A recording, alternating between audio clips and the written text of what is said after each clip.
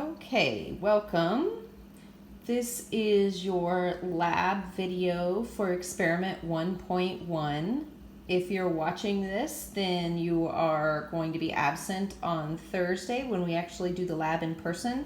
So I'm going to walk you through a few of the things that you're going to need to know about the lab that you're performing. You can find experiment 1.1 literally on page 1 of your textbook, and it's titled Atoms and Molecules.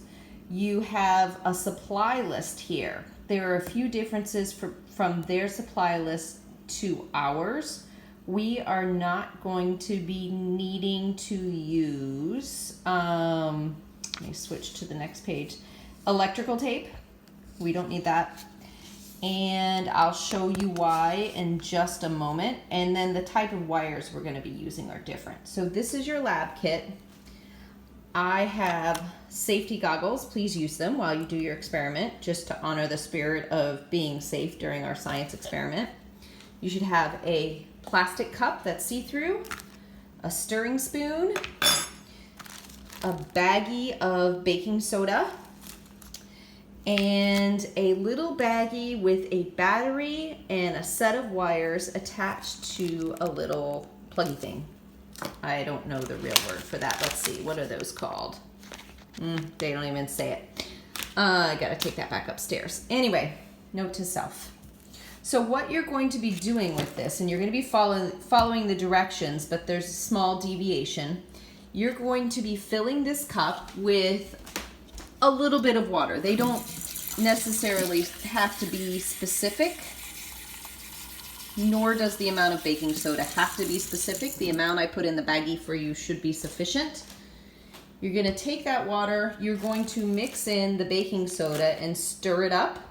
Warm water is easier to make it stir up and go into solution more easy. But if you have cold water, hey, no big deal. It'll eventually disappear most of the way.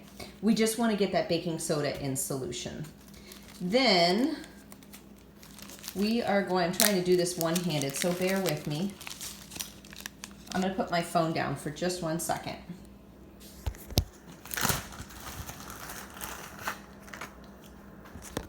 Okay, inside that kit is your battery and this little plug. You want to match it up so that the leads fit together and snap right on to the top of the battery. This is going to take the place of that part of the experiment where we're taping the wires to the battery. This is going to make it a little bit easier for you. And when you're ready to perform the experiment, you're going to be submerging the ends of the wires into the water. And I'm not going to keep it in there for long because I want you to see what happens when we do that. I don't want to reveal to you what's going to happen, even though the book already sort of spoiled it. So you are going to observe that. You're going to take an observation immediately, and then you're going to take another observation in 10 minutes. The other place that we are going to differ in this lab is that we are not submerging copper wire, so we're not going to be able to see what happens to the copper in its changing color in the water.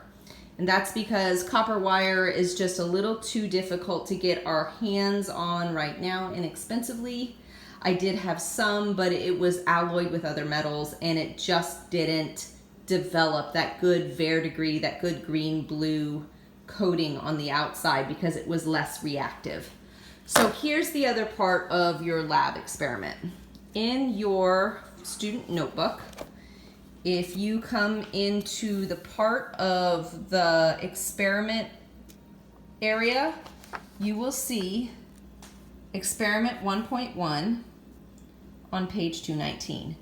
This is where you're going to write your lab report. I'm sorry for my raunchy, nasty hand. I burnt it this week. You are going to follow the instructions on page 217 and 218 to fill out this lab report. You won't always have a whole paragraph to list for some of these things, like the objective or purpose. What is our objective or purpose? It will be listed in your lab guide in your textbook. But for this one, I'm going to kind of guide you guys along that the objective or purpose is to see what happens when you split molecules into their atom parts. You're going to write what you think under the hypothesis if I put the wires into the water, what do you think you're going to see? Okay, what do you think is going to happen? What's going to be the outcome? So it's an if-then statement. Your materials, you can copy that directly from the textbook, what we're doing, except you want to mention that instead of using wire that we tape to the battery, you're going to say we use these wire leads. You can just call them wire leads. I don't know what they called them on Amazon anymore. Procedure. You're going to copy down the steps that you did, that I just described to you. Again, if you want to copy down the steps from the book, it doesn't have to be in paragraph form. It can be in your own words. But step 1, step 2, step 3, step 4, what did you do?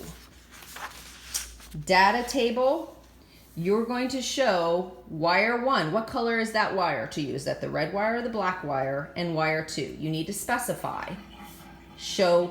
Tell me what you saw at the beginning, okay, and at 10 minutes for the first wire, and then the second wire, all right? And what happened to the solution? Did you notice anything changing about the solutions? You may, in fact, not notice anything, or you may notice something. Just give a description of what you see.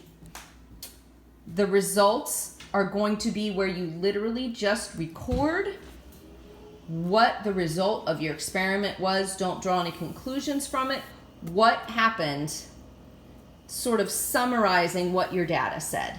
You're also going to look again to page 218, where it talks about what to write in the results section. A sentence or two that explains what your data showed.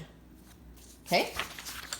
And then under discussion and conclusion, this is the only place I'm really very anxious that you would use paragraph form, explaining what we did, re-summarizing it, and then drawing your conclusion. What did you learn from this, and how did it relate to what we're learning in the textbook? Okay? There's no perfect right answer.